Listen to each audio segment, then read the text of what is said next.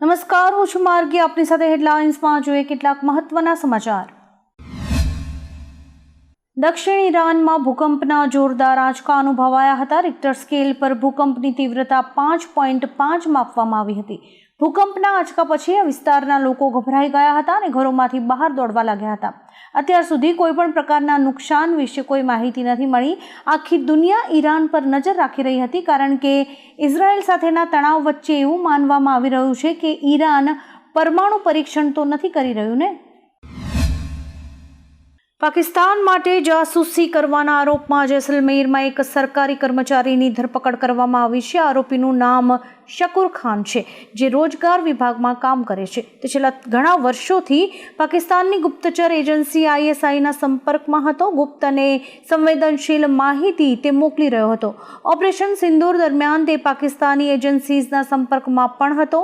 શકુર ભૂતપૂર્વ મંત્રીનો અંગત સચિવ પણ રહી ચૂક્યો છે અને હવે તેની ધરપકડ કરાઈ છે. રાજસ્થાનના ભીલવાડા જિલ્લામાં બુધવારે ભારે બફારા અને ગરમી બાદ સાંજ ઢળતા અચાનક હવામાનમાં પલટો જોવા મળ્યો હતો. ભારે તોફાની પવન સાથે થયેલા મુશળધાર વરસાદને કારણે બ્યાવર ભીલવાડા નેશનલ હાઈવે પર ટોલ પ્લાઝાની છત ઉડી ગઈ હતી. નોતપામાં ગરમીનો કહેર યથાવત છે. દિવસભર બફારા અને તીવ્ર ગરમીને કારણે સામાન્ય જનજીવન પ્રભાવિત થતું જોવા મળી રહ્યું છે.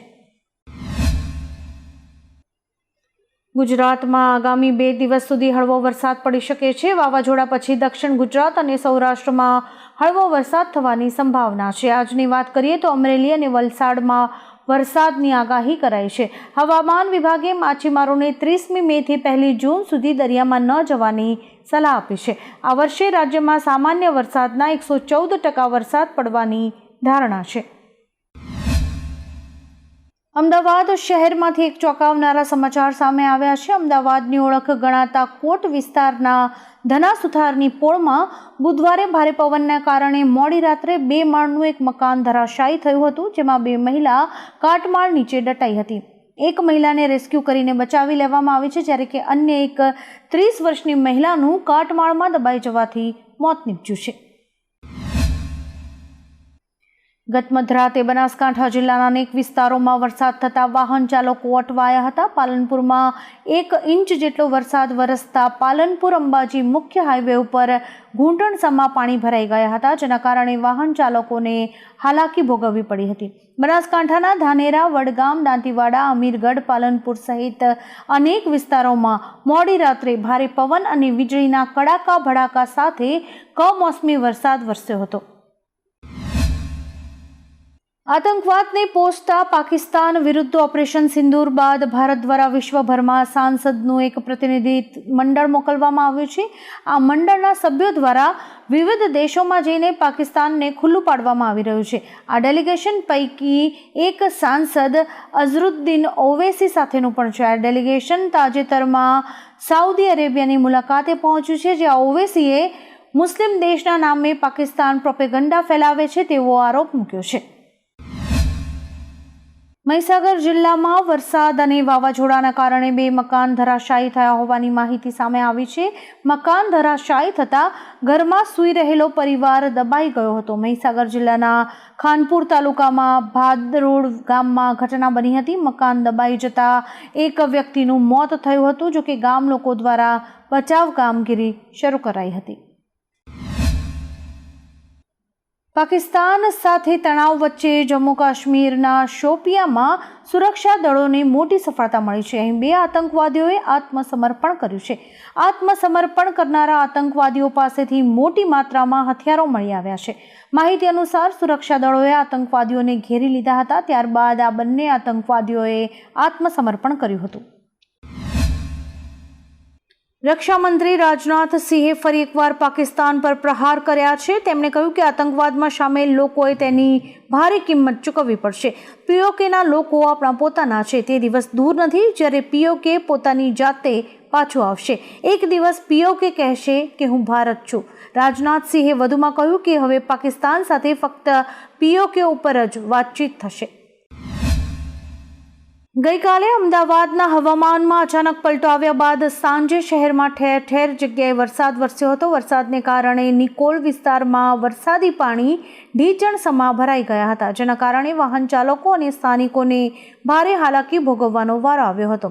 જેને લઈને કોંગ્રેસે શાસક પક્ષ અને સ્થાનિક કોર્પોરેટર પર નિશાન સાધતા કહ્યું કે નિકોલમાં બીજેપીના ધારાસભ્યો અને કોર્પોરેટરનો વિકાસ થયો છે, જ્યારે કે લોકોને તો ભારે હેરાનગતિ જ ભોગવવી પડે છે.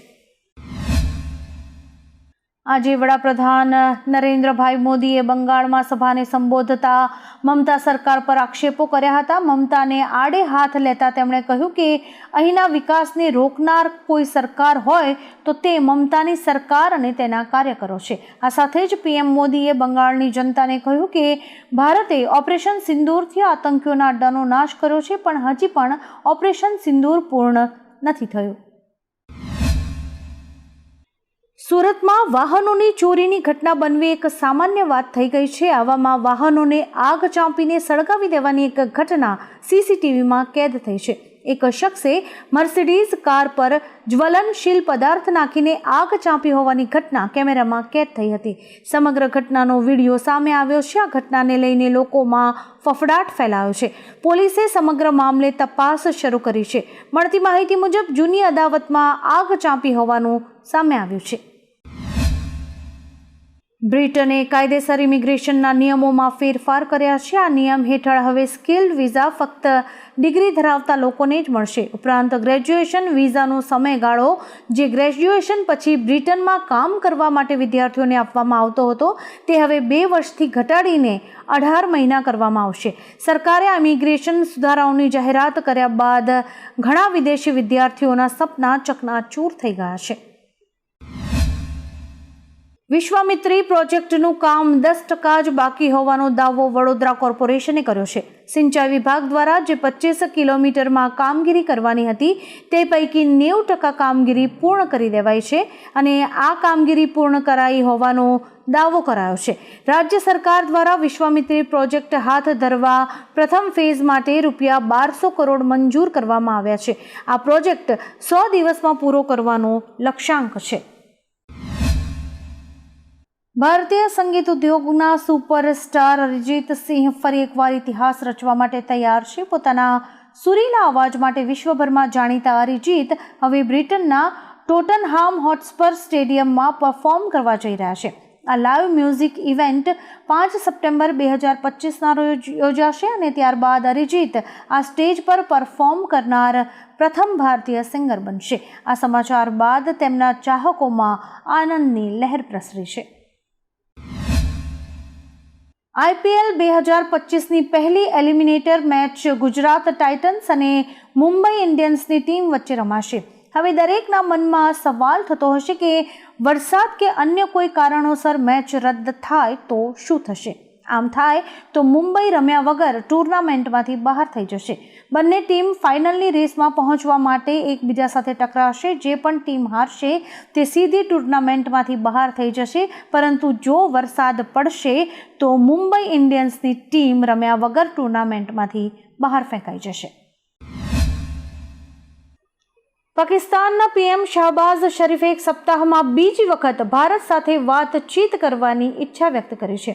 અઝરબૈજાનના લાચીનમાં તેમણે કહ્યું કે બંને દેશોએ સાથે મળીને કાશ્મીર, પાણી અને આતંકવાદ જેવા મુદ્દાઓનો ઉકેલ લાવવો જોઈએ. અગાઉ શાહબાઝે ઈરાનની મુલાકાત સમયે ભારત સાથે વાતચીત કરવાની ઈચ્છા વ્યક્ત કરી હતી.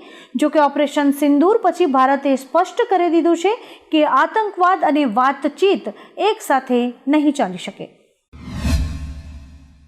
દક્ષિણ Korean navy patrolling aircraft crash થયું છે. આમાં 4 લોકો સવાર હતા. દુર્ઘટના દક્ષિણી શહેર પોહાંગમાં બની છે.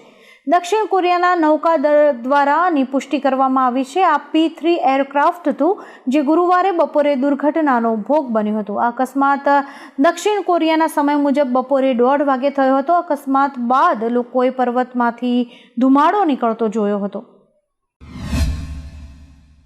યુએસએના રાષ્ટ્રપતિ ડોનાલ્ડ ટ્રમ્પને પોતે કરેલું કામ જ ભારે પડ્યું છે.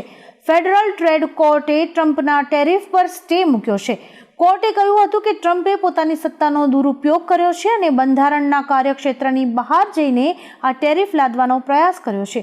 કોર્ટની 3 ન્યાયાધીશની બેન્ચે આ નિર્ણય લીધો છે. તેમણે કહ્યું હતું કે ટ્રમ્પે ઇન્ટરનેશનલ ઇમરજન્સી ઇકોનોમિક પાવર્સ એક્ટનો દુરુપયોગ કર્યો છે. દિલ્હી એક્સાઇઝ કૌભાંડ મની લોન્ડરિંગના આરોપી અને દિલ્હીના ભૂતપૂર્વ મુખ્યમંત્રી અરવિંદ કેજરીવાલે રાઉઝ એવન્યુ કોર્ટમાં પાસપોર્ટ રિન્યૂ કરાવવાની પરવાનગી માંગતી એક અરજી દાખલ કરી છે. અરજી પર સુનાવણી કરતી વખતે કોર્ટે ઈડી અને સીબીઆઈને નોટિસ ફટકારી છે. આ મામલાની સુનાવણી 4 જૂને થશે. ઈડીએ 21 માર્ચ 2024ના રોજ મોડી સાંજે અરવિંદ કેજરીવાલની પૂછપરછ કર્યા પછી તેમની ધરપકડ કરી હતી. બીસીસીઆઈએ ભારત અને ઓસ્ટ્રેલિયાની મેચનું શેડ્યુલ જાહેર કર્યું છે, જેમાં ભારતીય મહિલા ટીમ અને એ ટીમ હશે. ઓસ્ટ્રેલિયાની મહિલા ટીમ 14થી 20 સપ્ટેમ્બર દરમિયાન ભારત સાથે 3 મેચની ઓડીઆઈ સિરીઝ રમશે.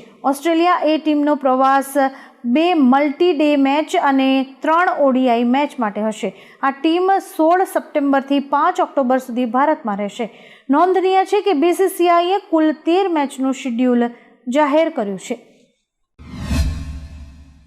રિસર્ચ ફર્મ ઓમડિયાના સંશોધન મુજબ નાણાકીય વર્ષ 2025-2026ના પહેલા જ મહિનામાં ભારતે અમેરિકામાં લગભગ 3 મિલિયન આઈફોનની નિકાસ કરી છે.